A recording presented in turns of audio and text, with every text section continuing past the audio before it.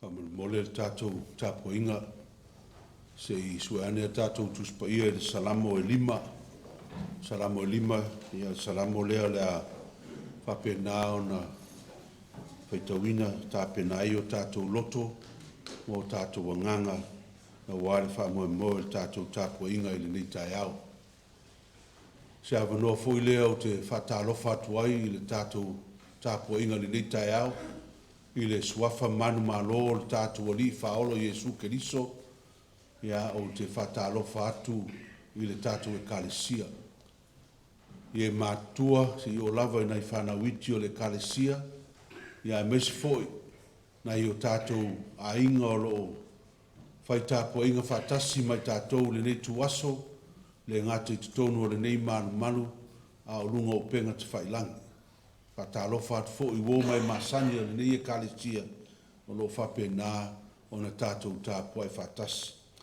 A marol soifua lau lei ma soifua maua le anga le lei o le tua o al whai mai whanunga le lei I lo nā lofa e le mwhai o na whangaloina mo I tātou. Ia manuia le tātou whamoe moe le nei tai au ia I le tātou tāpo inga. Ai silsilane I le salamo lima o la tātou Feitua'i whiawa wai le whai upo moe whaangata mai le whai upo e valu. Salamo e lima tātou Feitua'i whiawa wai le whai upo moe e whaangata mai le valu. Le riei e whafonga mai a upo I e sila mai le oi o lo loto.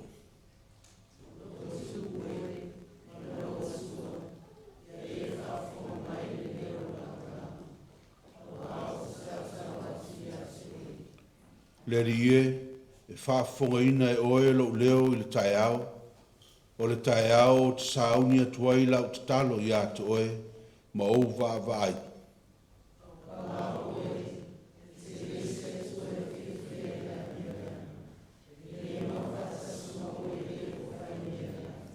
E le tutui o luma o e wha mau o lunga. O e ino ia I lato uma o e whai a mio leanga.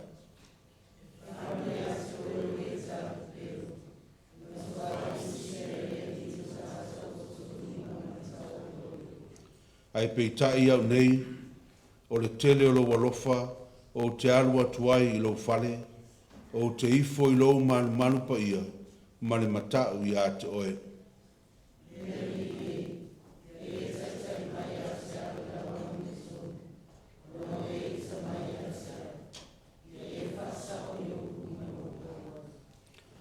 Tātou tāpua I le tua.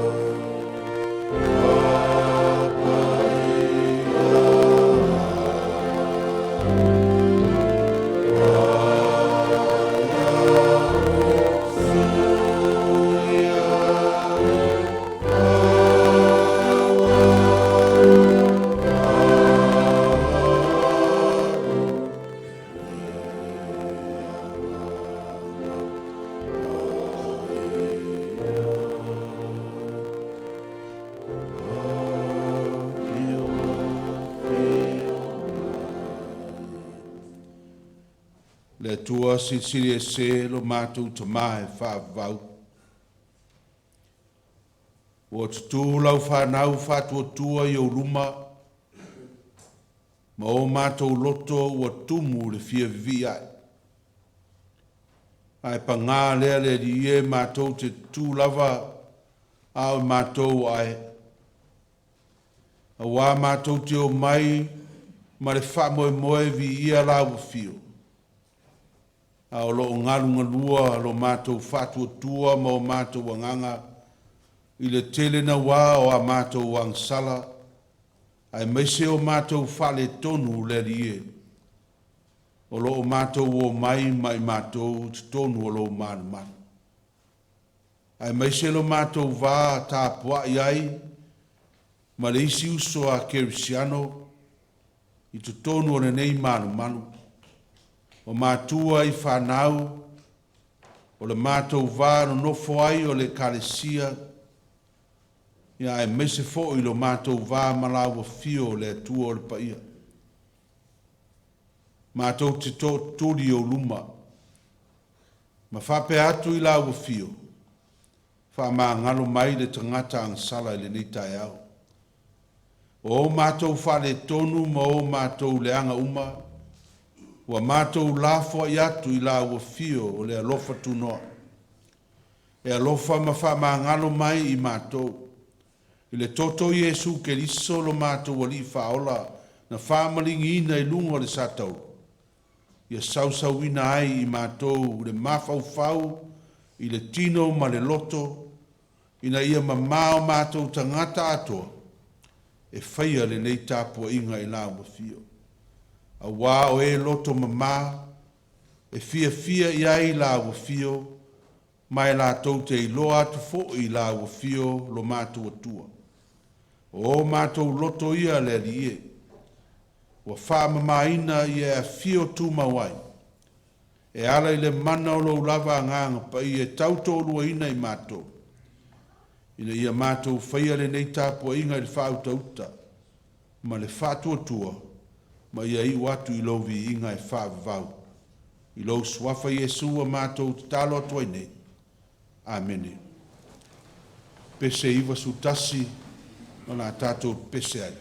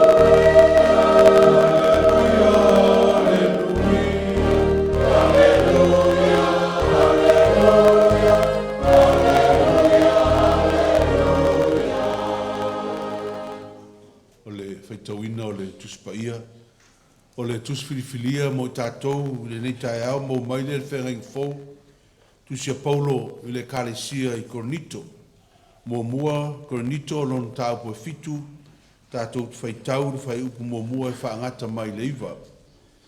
Our scripture reading for this morning is taken from the first letter of Paul to the church at Corinth, Corinthians chapter 7, verses 1 to 9. We shall read from the Samoan translation. Mo mua Korinito lon tau po fitu, tātou te whaitau whaua wai le whai upu mo mua, whaangata mai le whai upu iwa. Whaafonga mai o a whionga pa ia al tātou atua. A o mea na o tusi mai ai, e le lei ona le tangos tangata i se fine.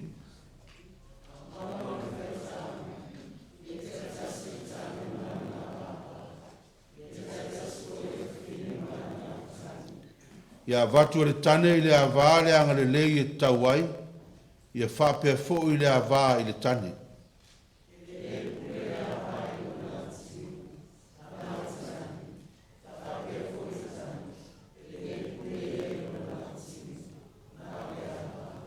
Aua nei whaafiti le tasi, se e ilonga lava lua te loto ngā tasi ai na iaso. Ina ia o lua whaasanga i le anapongi ma le talo, ma ia toe whaatasi ane i le mea tasi. Ina nei whaoso oso mai sa tani ia te o lua, ono lo o lua le vā on sa.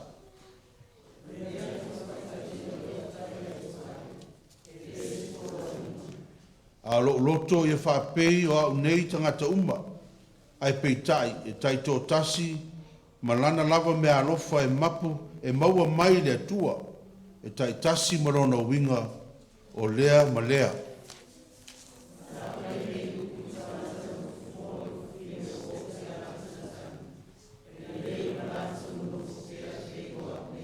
Ma le whai upo iwa.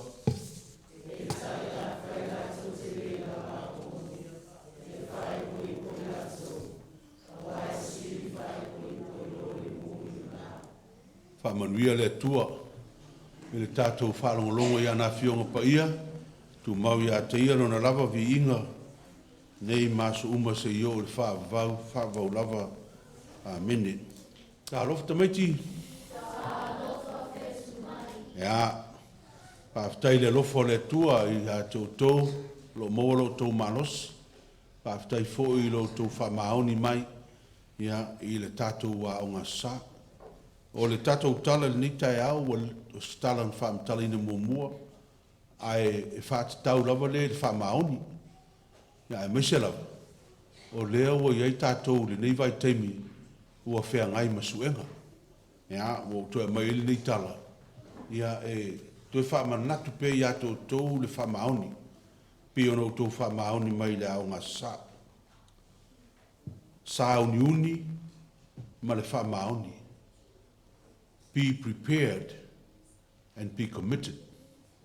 4 university friends who lived in Los Angeles takes history class together at a good university, one of the great university in Los Angeles, and were all A+ students. They had an examination coming on Monday morning.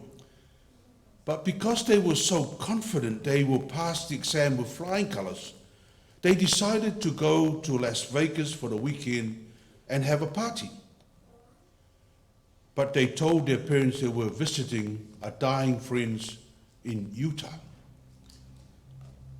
They were having such a great time in Las Vegas that by Sunday morning they were still sleeping and didn't realize till late in the evening that they didn't have enough time to get back to Los Angeles to sit the exam on Monday morning.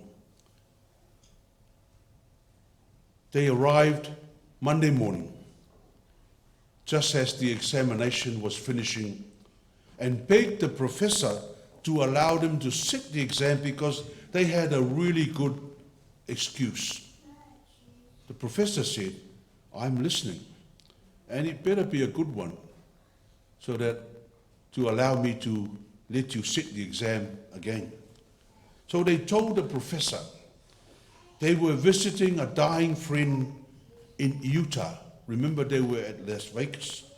And on the way back Sunday morning, they had a flat tire in the middle of the desert with no help for miles. As a result, they missed the exam on Monday morning. The professor felt so sorry for them and agreed to let them sit a different exam to make up for the one that they had missed. Professor felt so sorry for these 4 students who visited a dying friend. So the 4 were so excited they had the opportunity to resit the exam. So they spent Monday night studying to make sure that they have the A+ when they sit the exam next morning. The next day, the professor placed each of the 4 friends in different rooms. Each one thought, oh, this is going to be easy peasy, A+. Then they got the exam paper and discovered that it had one question worth 100 marks. And the question was, which tire of the car that was flat? O le a le pa o le ta'avale na pa. They failed the exam because each one of them said it was the right, the other one said, oh, it was the back left, the other one said it was the front left. They failed the exam. Te maiti o tātou tala nā. Tasi alfa siri, ai nei lo tata. And it was an easy question. It would have been easy if they had a flat tire, because they would have known which tire was flat. Le mele tupu le le whamaoni, ata maiti. Le whamawalunga fo you can get by with what you have. We are now in the middle of examination. Some of us have that attitude. Oh, don't worry, I'm good at this. I will pass with flying colors. But some of us are so willing to accept the pass. That's good enough. But I'm telling you, it's not. Doesn't matter how brilliant you are. You think you get 90s, I will still try and get more than that. That's what makes us a better student. Not to be satisfied with what we think we have, but to strive to get something better. And the only way we can do that, or the whamaoni, is to be committed. Don't be like these 4 students. Overconfidence cost them an A+ and possibly their degree at that university. Okay? O lesi mea. O te misuenga, o ta whao vale. Because you don't know what would happen. You might get injured or something, and then you can't sit your exam. E alana na tātou iai o tātou ainga temine to study. Study. Whai ua le lava study. Don't, aura ka whao. A better thing to do is wash the dishes, clean the house. But I tell you what, if your parents say to you to clean the house, wash the dishes, what would you say? Oh, I've got study to do. Good excuse to study. Listen, our pelo. These guys lied to their parents. They were going to Utah to visit a dying friend, but ended up in Las Vegas enjoying themselves in the poker machine. Le alau pelo. Le alau wa do mo muri formato. Le mena ia. I will fail exam. So the bottom line is, you will always be found out. All right? You'll always be found out. So Tamaiti, be committed to what you're doing today. I miss it Levi Aso. Study hard for your examination. Pray to God to help you out with difficulties, and ask someone to help you with something you don't know. So whao ngā tau tem. It's only a few weeks. Whao ngā tau. Umorol exam, te whiu te whao. Ia manuia tele o tōru whanau, a o whenga iei musuenga i le nei vai tau. Tātou pese se laus fulman fitu. Se laus ful fitu pese, ana tātou pese ai.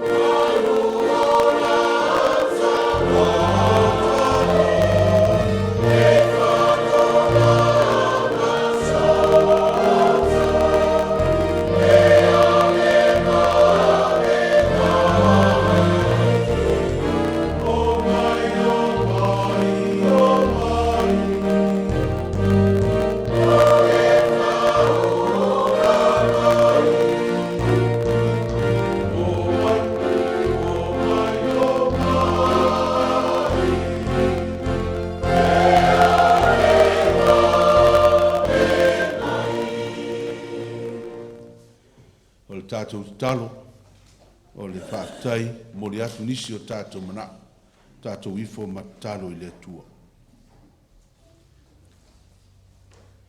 Le atua mamalue, le atua siri ese, le atua o le whaavau, mai le amatanga e le aiso na ngātaanga. O le atua na whaia le fōwhanga, i lona mata i sau, o na tuina le iai o le tangata na whaia i lona whaatusa, e ola fia ai. Ai peitai le tangata, ua le ustai ma uangsa, ua motu si ai le maafutanga fia, na tāpena ina e la ua fio le atua moia. Ai sa ili mai lava, mai ua i lava ina ia, e asia si mai i le tangata ina ua e liu tino tangata i a Iesu Keriso. Ina ia to e vatu lava i mātou, i le maafutanga e whaavavau ma la ua fio. I le maliu ma le toi tu manu malo o le mātou wali o Iesu Keriso. Whaafutai le ali ie, a wai le eise isi lava atua e pei o la ua fio. E turi loa ina lana whanau, o lo furitua i a te ia o no le angsa. A o le whaalia lava lea o lo walofa tu noa, ma lo walofa lave ai, ma lo walofa muti vale. O lea lava ua mātou iai fo i le neitai au i o luma. A e sila alofa mai, ua e le tauia i mātou ni o mātou whaale tonu, ma ni a mātou wangsa. A ua e tali malo i a te mātou i tonu o lo malu pa ia, i le nei tu aso. Wha malo sa o lo mātou tama, pa afitai lo walofa ma lo wanga le lei, i lau whanau. Ua e le tu lafo ina lamba i mātou se mea tas. Ua e wha maoni a te mātou e te awai whatasi mai mātou. Le mea iai le to lua po le to tolu e iai whatasi ma lo wanganga. Ma o lo awai lava lea o le ua mātou poto ai le neitaya. I manu ai le o mala. E ui lava sa iai pea le leo le maliu ma le oti, sa whea ngai fo i mātou ma whaafita auri ma whaingatā o le olanga, ai mei se whaalawe lave te tupu whaafo se i o mātou ainga o wha mai ma mai o le tino. A o loo whaatu ma wina pea le ola, i le anga le lei ma le alofo la ua fio o lo mātou tamā. Whaaftai le nāwa yaso walu atu.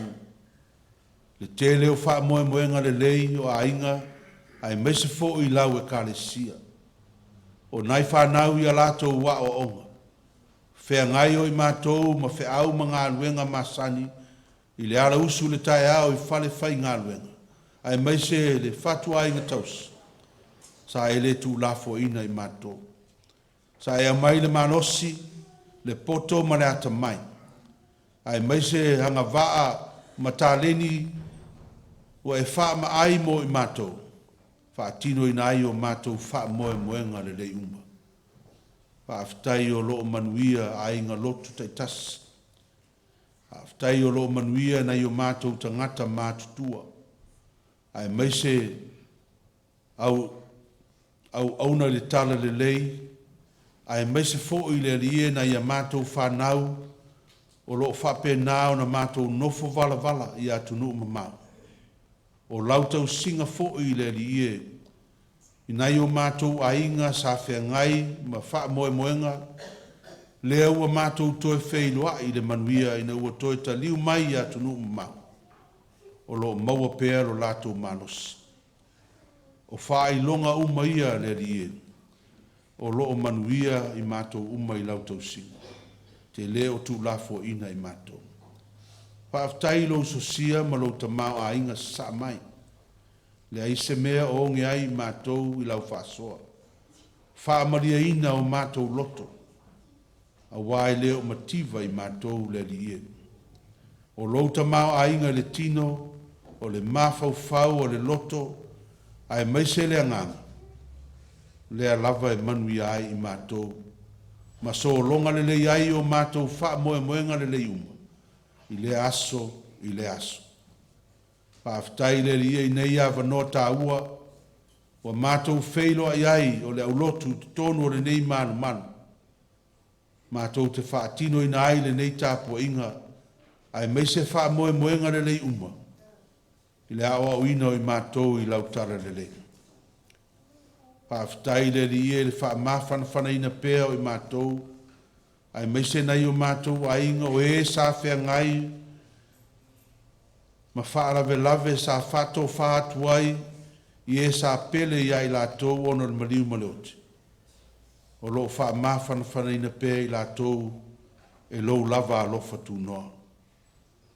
Whaafitai le lia ia wa fionga pa ia, whai pēa mata iala ia te i mātou teimi o le pōng sā. Le mana o lo wanganga pa ia e wha mana malama ia te i mātou, le lei ma le leanga, e whai ai a mātou whai unga. A le whaafitai sin. O le wha o le tanga na e tāpena ina i lo lava lo pele o Iesu Keriso. I lona maliu ma lona toi tu manu malo. Wa mātou manu malo whaatasi ai mai e le ola e whaavau. Wa tāpena ina e la ua fio mo e whaatua tua masala mo whaamau. Ia tu mau i la ua fio le vi inga. Nei maso uma se i o i le whaavau.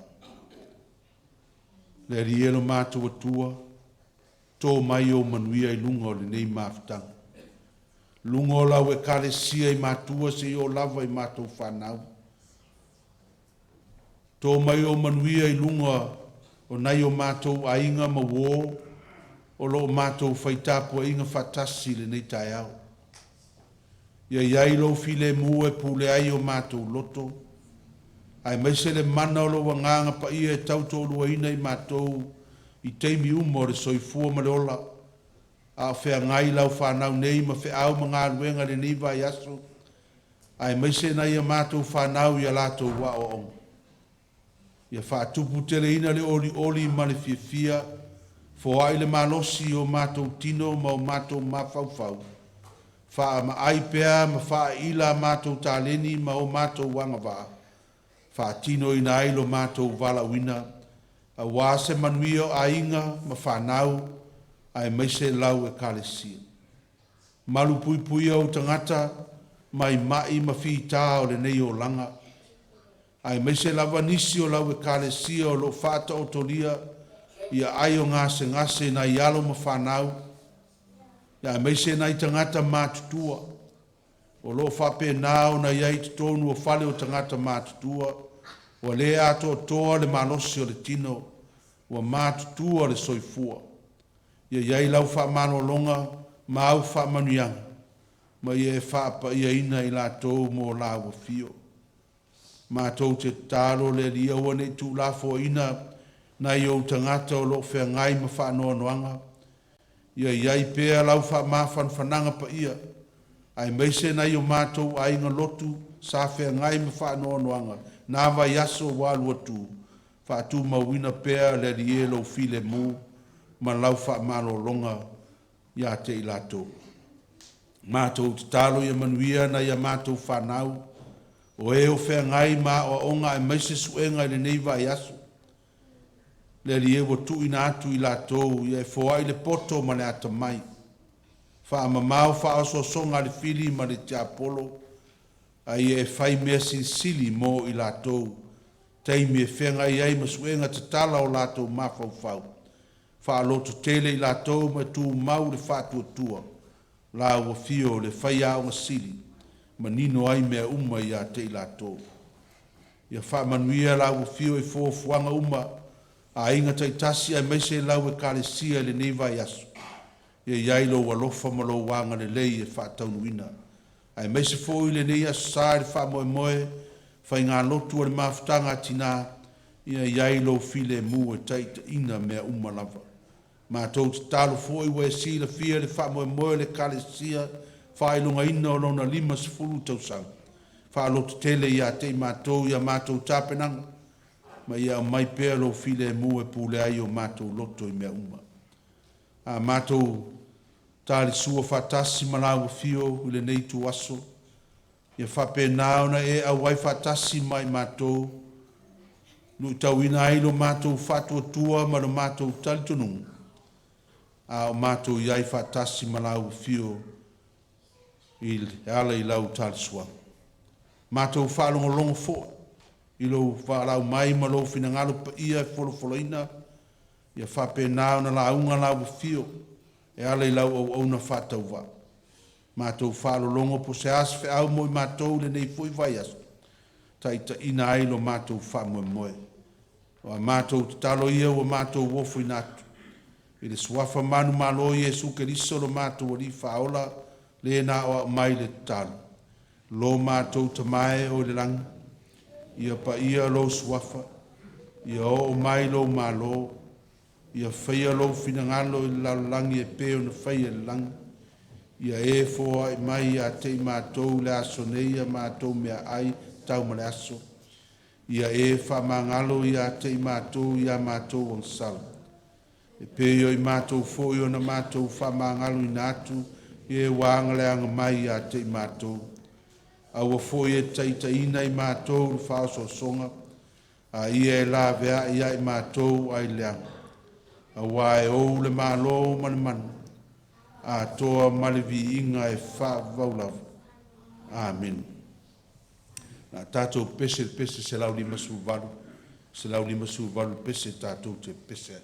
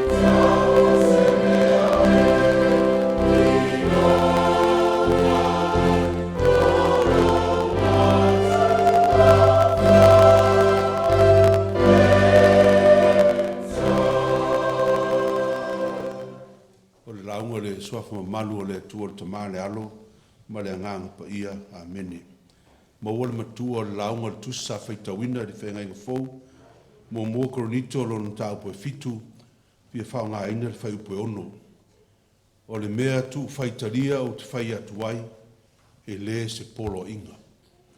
This I say by way of concession, not of command.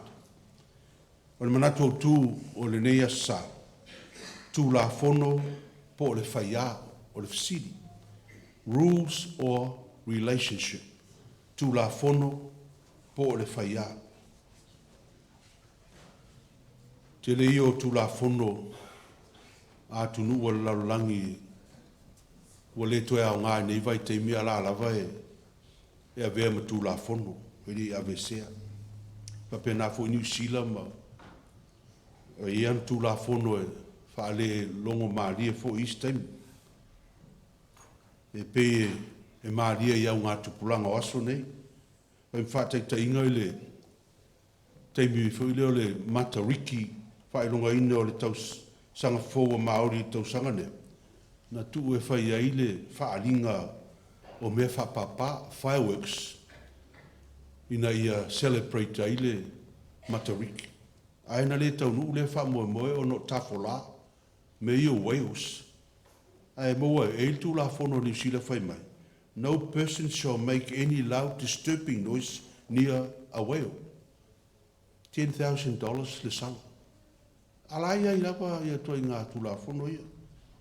Ai le alua na pō, o ti ngā utalinga, mo o popole mūrwhare, le mause moe, le pispis pa o whana pepa na pō. Ai le ase me o whaia iai. Ai le se furu awhi sala o tangata whaapār, whana pepa i tananga o le tafola. I le ai o Minnesota i Amerika. A e uina se tangata i o nifo, e mōria o e wha o lima, e le matu ia. Ai e uina se tangata i o nifo whapi, e mōria o e le wha o lima tū ngā, siri o na matu ia, lona wha salanga. Ia, ta sina tū la whono la ia. Ai o na taungatā nifo whapi e lei o na te le sala. I le stete o Texas i Amerika, e tanga o na whana pe go hunting le tangata tauaso, pe a whai o whaatasi e whana mas tangata e le tauaso. Oi sori. Ta telefia iai tangata tafas tangata tauaso, ala e whaapara na whana. A le whaatanga le tū la whono lea. I nā fo i Texas e le tū la whono whai mai, e sā o na whaatau le ava malosi pe a tārs fururua le pō o le asa. Midnight Sunday, ai tanga le asonga fua. Aina whai e se o nā lea, le tū la whono. E o le midnight lava le asa, o le asonga fua a lea.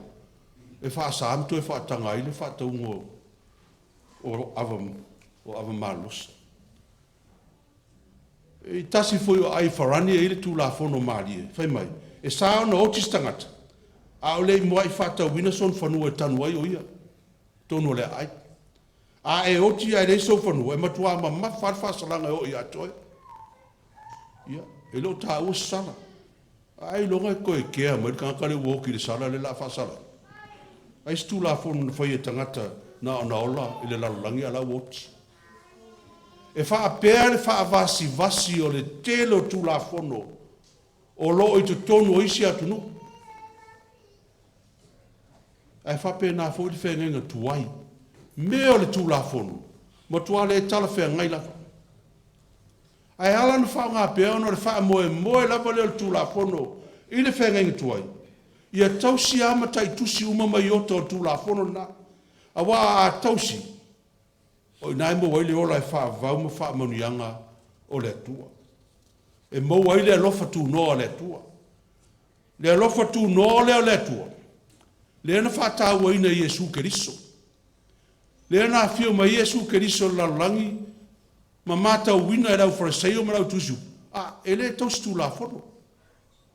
E le wha o ngā tonu ina Iesu tū la whono. Ai wha o ngā tonu Iesu le alofa. Le ana leona mafuta mao la fonga, tangata mamai, ai whai mai le tū la whono ma upo ai whareseo ma le au tusiupu. O tangata angasala ia. A le tali e Iesu ia I lātou ia e wha mamafa ia I oto le tūlafono. Aua ne I tō manatu o sau e te tala ina le tūlafono. O te le sau e te tala a ia wha taunu ina.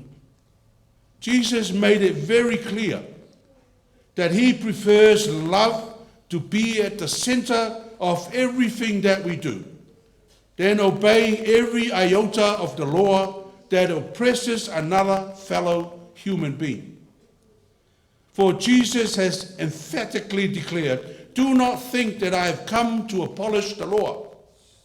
I have come not to abolish, but to fulfill. O nono winga, o le whātaunu wina o tūla whono le tua, e o ngā tutonu waile alofa. Ai le o le iota e whātaunu o ame umwa peon whaimet tūla whono. Pa moe moe nā o Paulo mō Koronito, peon tātou whaita wina le neita e au. Ia sili atu o na whātau ina le alofa I mafutanga, I lo tūla whono. Le vā ai mese lava le mele tau talai Paulo, I le vā o le tane ma le ava. Paul in his letter to Corinthians is addressing the issue of sexual immorality and some proposal for solution from Paul on how to abstain from sexual immorality is what we read this morning. In a tongue-in-cheek statement, Paul says to the church members in Corinth, the best thing to do to avoid sexual immorality is for a man not to touch a woman. Ina ia aua nei I whaosoasoina I le whaitaanga ma me polo. E sirei pa aua nei tango se tangata I se whine. If Paul had his own way, he would rather see everyone remain single, just like him. Io e whai me polo, o lau nei nei upu I tangata no fufua ma whine woti a lato tani. E le leo na lato no nofo pea e pe io au nei. And yet, in Paul's wisdom, Paul does not force the issue and says, this I say by way of concession, not of command. Peuna avem tatu matua. Io e ui se la ngona la apostolo, ai na sila fia le lei Paulo, e le tutusa tangata uma. Na ia toe wha pēa tuai, o le mea tu whaitalia o te whai atuai. E le se Paulo a inga. A wae taito tasi malana lava me alofa e maua mai le atua. Tai tasi malona winga o lea ma lea. O toi tō manatu Paulo. E le o le tele o tū la fono, le fo e tau fia ai le whaitaanga. Ai o le toi whaatau wa ina o whaia. Le tala noa e tatu manatu au tū. Le whaaliwina good relationships. I le vāo tane malana vā. Ioi. Whaataunu ina ma whaataua e whaia good relationship I le vā le tane malana vā. Me le fo I ai whaitaanga. Ma o le whaia I le whaamoe moe le tala le lei le nitao. O loo whaawinga ina ma whaataua ina ma whatanga le lei whaale urungari. Ia ma so se isi lava ma whatanga. Ai pe o pa ur wha ma whaapaulo I urungari I le nitao. Ma e ono lava whautua ngā paulo wha marcia ai le whaia. Po le good relationship I le vā le tane ma le ava. Mua, whamei paulo. Ia taitasi le tane ma lana ava. Ia taitasi fo I le fine ma lana lava tane. Each man should have his own wife and each woman her own husband. O nono winga. A whai e leo sau tane po sau ava le istangata o loo o rua mafuta. E le aise rua whai a wha le ungari. Ioe, I le sila whanga le atua. E le se rua whai a. E le mwhai fui lao na rua mafuta. Lua, whamei polo. Ia anga le leile tasi leisi. O le tane malana vā. Love one another as husband and wife because relationship is about give and take. It's love shared. A wā le upwhaia. Pe on si la fia tatu e kalesia. O le upu e so tai mangafa e whata ua ina ai so tanga o ainga. O le mafuanga le a ona fesa ngai fale o polu i se wha moe a inga manu po se kalesia. Ai si saunoanga ma whetalainga. Ma le maua se tasi. E ma au lava i whaia. E vave e ona to ale tai. Ma wha lava to o whailaunga sa finau. Ai sea. Ona so se taimi e te tala ai whaia. O le mana tua lava le nao le rofa. O lo wha vaina i le vā whealo ai i le no nofo whatasi. E whapena le wha moe le tala lei, le wha o ngā ino le whaia nei. E manuia ai maafutanga whale urungari. Pe ai loa le tane ma le avā la whaia. E manuia e fo ia tātou maafutanga i so se mea. O le mafu angalon tolu whai mai polu. E pule le tane i le tino o lana avā. E whapena o na pule le avā i le tino o lana tane. Paul's third solution to help us abstain from sexual immorality is for the wife to know she has no authority over her body, but the husband does, and vice versa. This is not a permission to abuse each other, but it's an obligation to serve each other with physical attraction.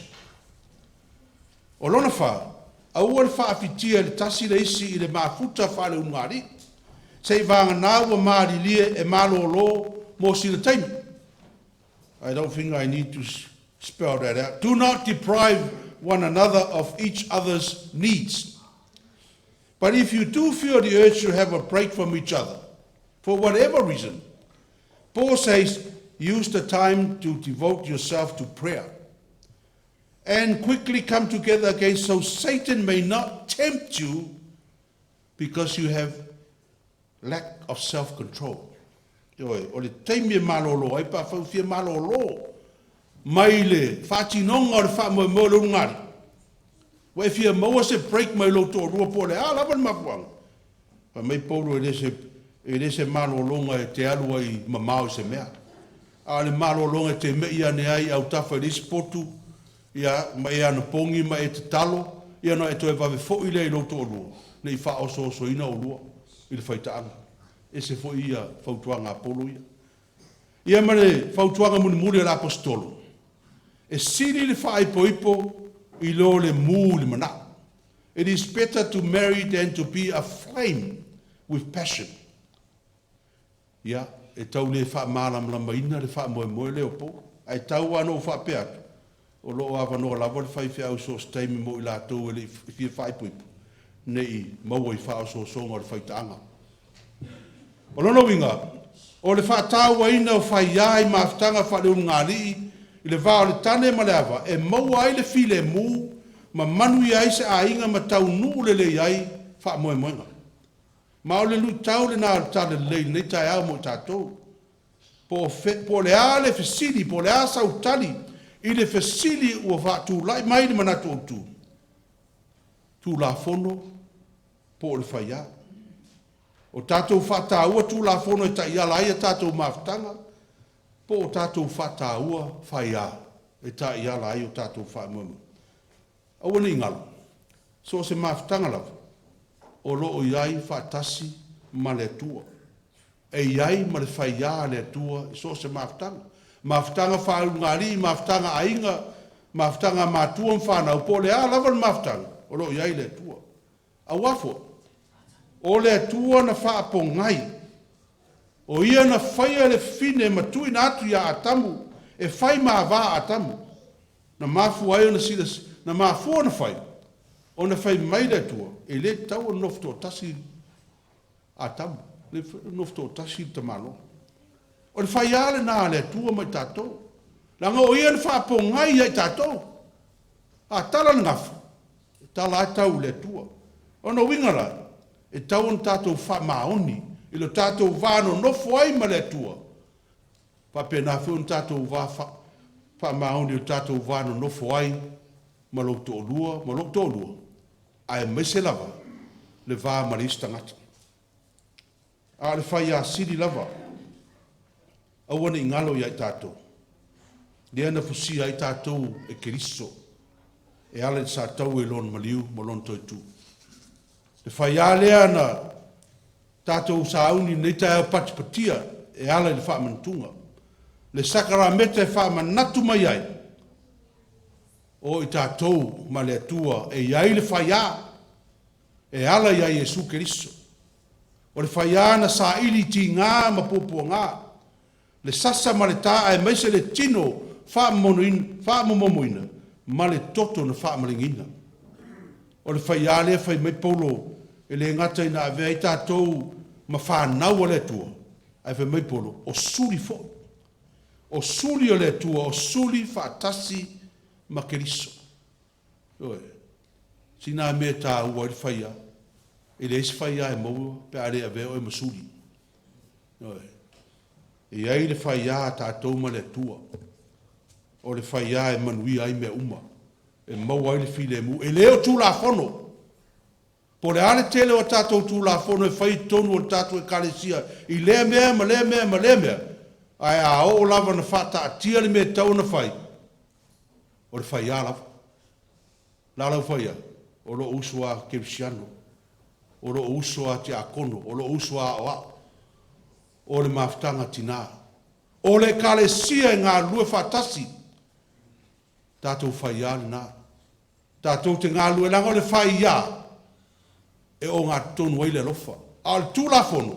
E le ise a lofo i ai. E tūri ai lava le ai o le tangata ia. Me nā e lei o na toe whata ua mai e le tala le nei taia. Wa ai lau whiwhilinga. Po le ale me o wha ma mafa i lau maftanga ma le tua e mese lau to o lua ma lau ainga ma lau whanau. Po tūla fono. Po le whaia. E te polonga le tūla fono. Ai te ora sa o loto ma le file mua no whaia. A wae o ngā tonu ai le lofa tu noa le tua. Ia e pule lava staff nei le la lona va. Pe ona whai mai polo. O le mea tu whaitalia o te whai atu ai. Ai les polo inga. Pule oi lau whiwhilinga Sandringham. Tu la fono po le whaia. Ai whiwhili le mea e manui ai a tātou maftanga. Amene. Pese se lau whitsulono o la tātou pese ai au ina ai malefoa.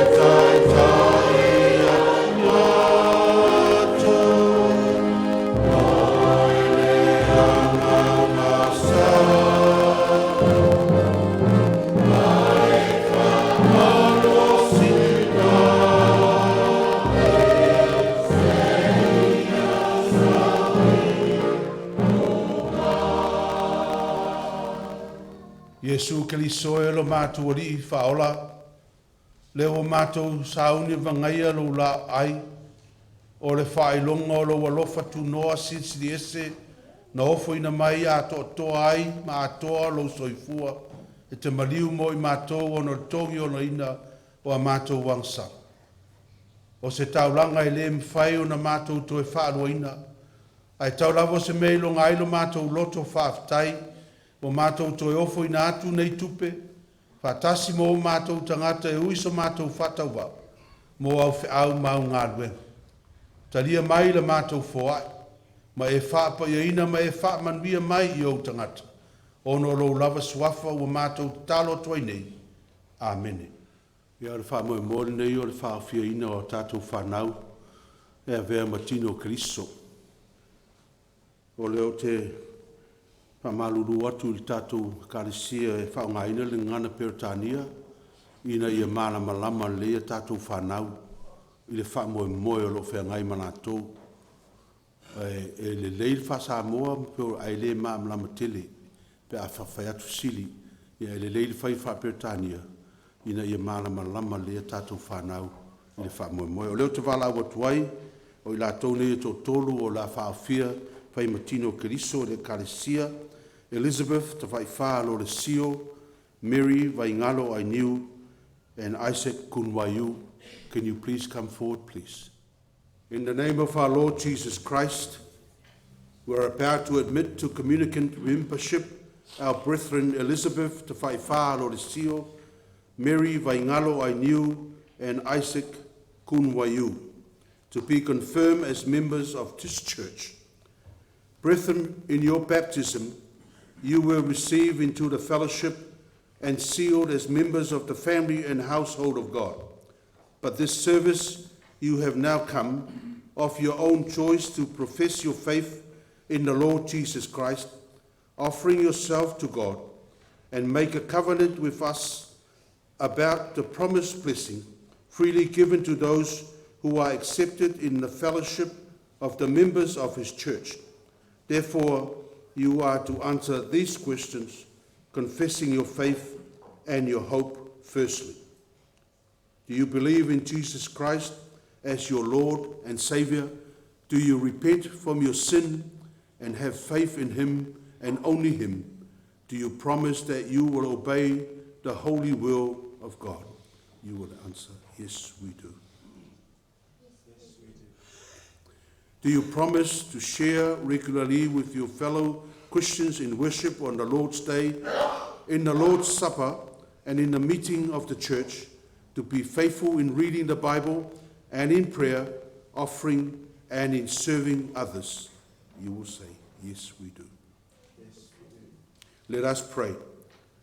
The Almighty God, our Father in heaven, who has saved us from the power of darkness to bring us into the kingdom of your beloved Son, we thank you, Lord, for you have continued to have mercy upon these servants of your will by letting them know Jesus, their Lord and Savior. You have called them to make a covenant with us in our church. We pray, may you bestow upon us your Holy Spirit as we accept with joy these your children in your name, by your will. May you continue to bind us with love. May you bestow upon them your power that enables them to keep this covenant with honesty and sincerity, to encourage your church to spread your word and keep your name with dignity. In Jesus Christ our Lord. Amen. Wala watu whaapotonga whaamolmole tutula.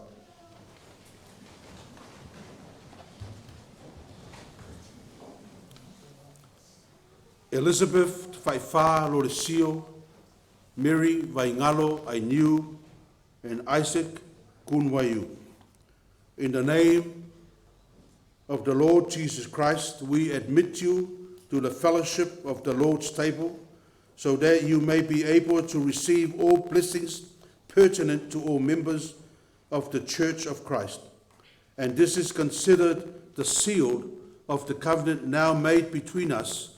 I now extend the right hand to you on behalf of this congregation.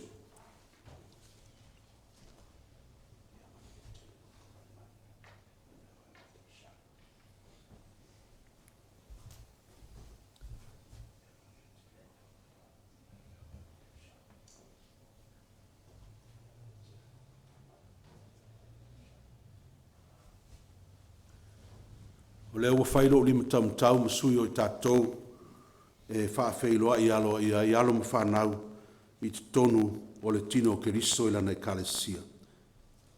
The God of all grace who has called us to his eternal glory in Jesus Christ, may you all become complete in Christ, be preserved, be encouraged, and remain faithful.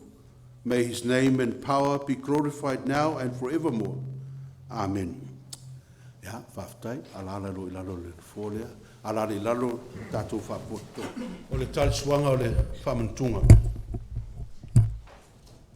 O usu pe leo na le li, whaalata ta mai le lau aipa ia ma whaafonga ia fio ngā lofa o le tātou wari o Iesu Keriso. Au nei o le areto le ola, o le sau ia tau e le laina lava o ia, o le whātua tua fo ia tau e le toi fia inu lava o ia, o ia fo ia sau ia tau o te le turia lava o ia i whafo. A muia e fia aim fia inu le ame o tonu, a wai maa ona i la tau. I am the bread of life. Whoever comes to me will never be hungry, and whoever believes in me will never be thirsty. And anyone who comes to me, I will never cast them out. Blessed are those who hunger and thirst for righteousness, for they shall be filled. E ia te o tau le file mua le tua, may the peace of God be with you all. O le a tātou taru. Ua matuau na mea lava, matau ona mātou tui nātu le whaaftai la uwhio, le siri ese le tua e whaavau. O le nwhai le tangata i lau lava whaatusa, ma ua e alofa muti vale i mea umana e whaia. A le mea siri wālai o na mātou vivi atu i lau uwhio, ua toi tū mai manu mālo le mātou wari o Iesu Keriso na ie woti. O le uofo i nātu e whai mataulanga mo i mātou, ma ua ave se ina e ia ngasala uma le lalolang. Ua whao matia fo i le mālosi o le oti i lona lava maliu, ma ua fo ina mai e ia le ola fou i lona toi tū manu malo. O mātou wole atu i lau fio le tamā, ma le loto mawalalo. Ia tu sai ma lou fina ngalo, ina ia mātou langona mautinoa lou whaatasi mai, ma lou alofa tūnoa. Au ina ifo, lou nganga pa ia i lunga iai mātou, ma lunga au me alofa o le areto ma le waina. Ina ia mātou au wai whaatasi le tino ma le toto o le mātou wali. Au mātou ai ma whainu whaatasi. Fua i mai, ia vero mātou mafuta whaatasi a Keriso, ma ala mātou te tupu ai, ma le alofa, ma le lotunga tasi a te ia. O le wa vea mau, ma ua tau na vi ia, whaatasi ma la ua fio le tamā, ma le anganga pa ia, nei e o le whaavau lava. Amen.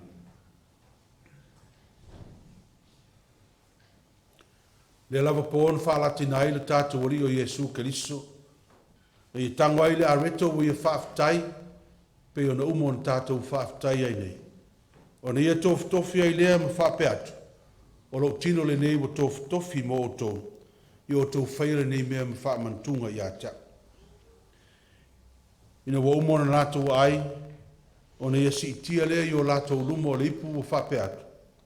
O le ipu le nei o le whenga inga fau lea i lo toto, whaamaringi ina mo le whaamangalo ina o angsala, i o tō whaira nei mea ma whaamantunga i a tia. Ra whape nā whoi o na tātou whaia, pe o na whaatonu ina i tātou o le tātou wari, tūla i tiako.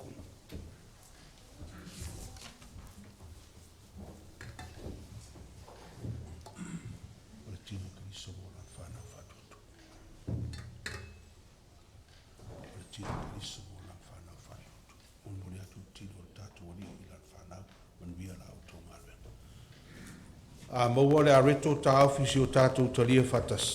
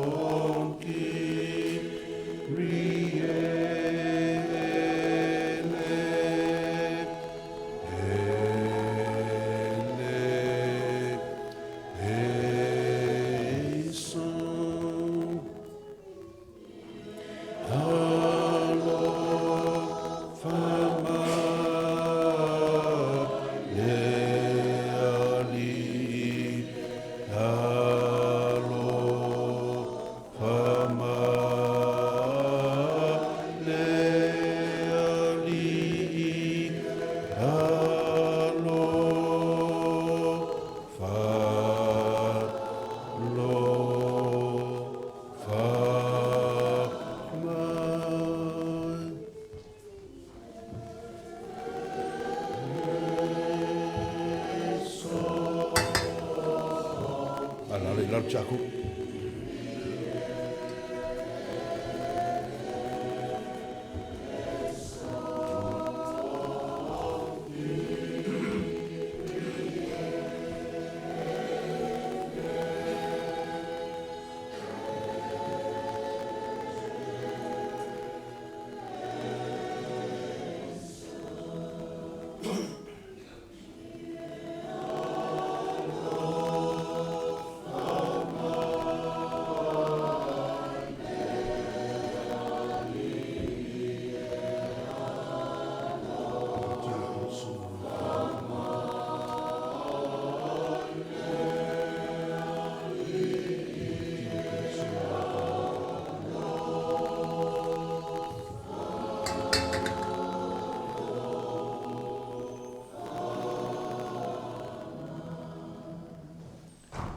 Take and eat. This is the body of Christ broken for you. Do this in remembrance of him. I nā tango i nā ai o le tino le nei o Keriso, ua tō tofi mo o tō. I o tō whaia nei mea whaamantunga ia te ia, tau mawhaia ia.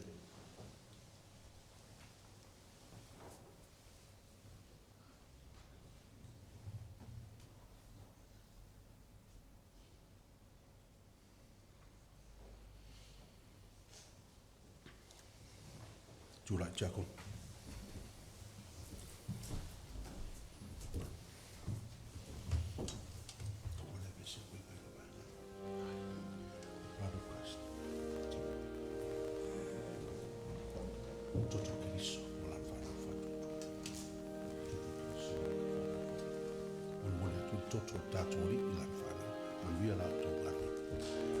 Mawale waina tā ofisi o tātou talia whātasi.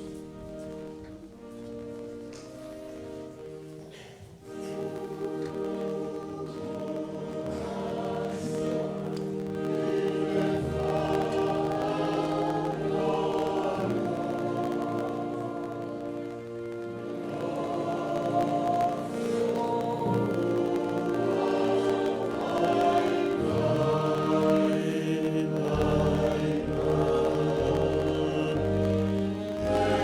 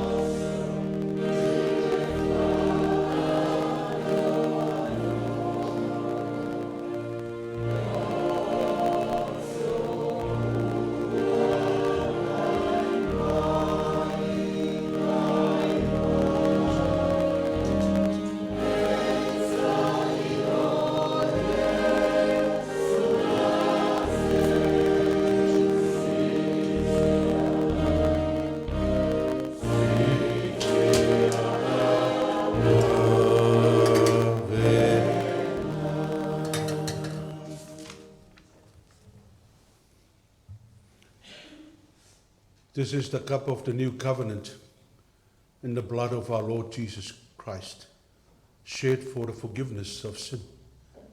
O le pule nei o le whengenga whaule le toto le tātua li. Whamalingina, whamangaruina o angsala. Yo tō whaile nei mea whamantunga i ate ia sa uma tō te whenua ai. Whenuia i ai.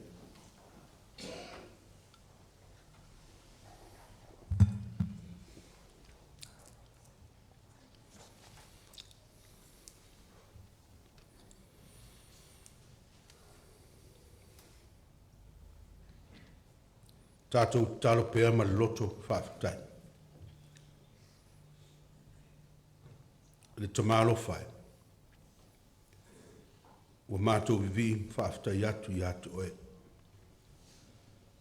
Tu samalo fōa i mai a te mātou tangata ang sala le manuia sili. O le amai leo i mātou le maftanga malo walo pele o Jesu Keriso. O iana e tu watu e maliu mo i mātou. O ia fo'i wa e toe fo'a i mai i a te i mātou. Ina ia whanga ina i mātou le ola fo. O mātou wole atu i a lofa fiso swani mai. Nei ngalo ia i mātou nei mea lofa. A ia mātou tau ave ina pēa ma tu sia i papa o mātou loto. Ina ia mātou mwhai o na tupu a e le whātua. Fua mai ngā luenga le lei. Ma mātou wola ilo vi inga e o i le whaafavau. Ono Jesu Keriso lo mātou ali whaola. Amen. Tātou pese se laurosu tolu pese tātou te pese ai tūlata.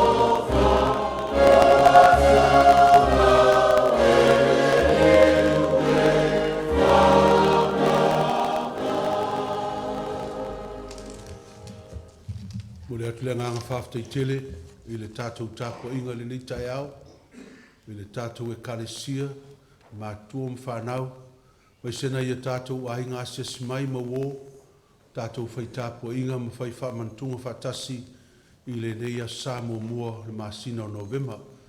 Pa malo whaftai whamanuia tele le tua i whiau mga ruenga o le nei vai aso. Ia mai se fuafuanga ma whamoemoenga ia ua whatatia mo ainga ia manitangata lava ia taito tas. Manuia o tau whanau, manuia o tau suenga manupui o tau le tua. Tātou whai u talo. O le manuia marifile mua la ua fio le tua le tama. Le alofa sisi le ese o Yesu ke riso lo mātua li whaola. Le maafutanga whai pēr malau ua fio a nganga pa ia. I lungo i mātou manei malau whanau whatua tua le laulangi atoa. Nei māsou masei o le whaavavau lava. Amen.